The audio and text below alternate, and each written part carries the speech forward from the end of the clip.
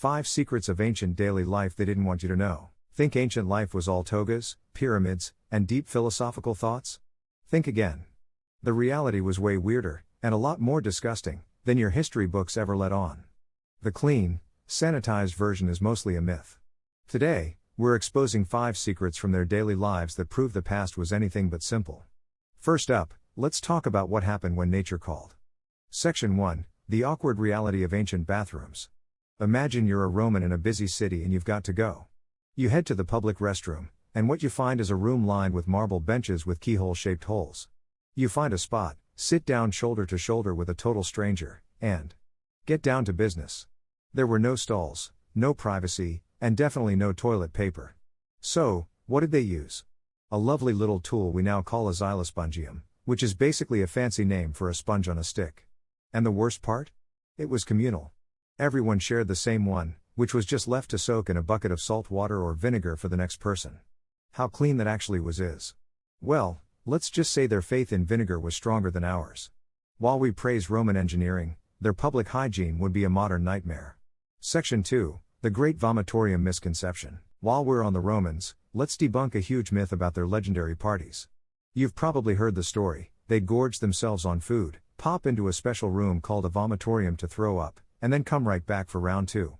It's a wild image of over-the-top indulgence, but it's completely false. The word vomitorium was real, but it had nothing to do with vomiting. Vomitoria were the massive passageways in amphitheaters like the Colosseum. The name comes from the Latin word vomere, meaning to spew forth, not because people were puking, but because the design allowed thousands of spectators to spew forth from the stadium exits in a hurry. It was an architectural feature for crowd control. The whole purge room idea was a misunderstanding that likely became popular in the Victorian era to paint the Romans as decadent and immoral. Section 3, Egyptian brain scoops and breath mints. Alright, let's hop over to ancient Egypt. They were brilliant pioneers, but some of their practices were intense. Take their medical procedures. When it came to mummifying the elite, embalmers had the charming job of getting the brain out. And how did they do it? With a long, metal hook they'd stick it up the nose to break through the bone, scramble the brain, and then pull it out in pieces. Though the specific technique varied based on status and era, this was a common method. But hey, it wasn't all gruesome brain scooping. The Egyptians were also surprisingly obsessed with oral hygiene. They created one of the world's first toothpaste recipes using things like rock salt, mint, and dried iris flowers. They even made their own breath mints by boiling honey with spices like cinnamon, which they'd let cool into little pellets. So, while some were liquefying brains, others were making sure their breath was mini fresh. If you're as shocked by these historical truths as we are, go ahead and hit that subscribe button and give this video a like. Trust us, you don't want to miss what we're digging up next. Section 4, the empire that ran on knots.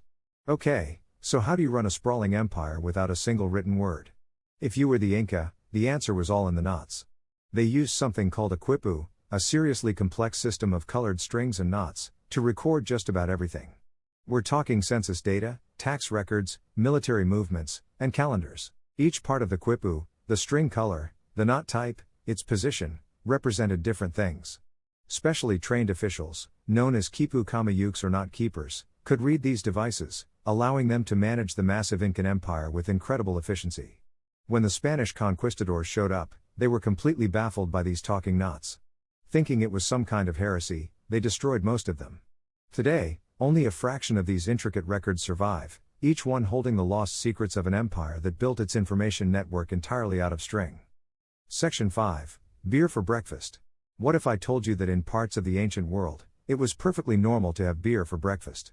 In Mesopotamia, beer wasn't a party drink, it was a dietary staple for everyone, including children. See, local water sources were often contaminated, so a thick, nutrient-rich beer was actually a much safer choice. This ancient beer was unfiltered and porridge-like, so people often drank it from large, shared bowls with long straws to get past the floating bits of bread and debris. Beer was so vital that laborers building the great structures in Mesopotamia and Egypt were often paid their wages in daily beer rations. It was food, drink, and currency all rolled into one, basically the world's first meal replacement shake. Conclusion. So, from communal toilet sponges and bogus vomitoriums to brain hooks and knotted spreadsheets, it's clear the daily life of the ancients was a lot weirder than we're taught. These weren't just primitive people waiting for modernity to arrive.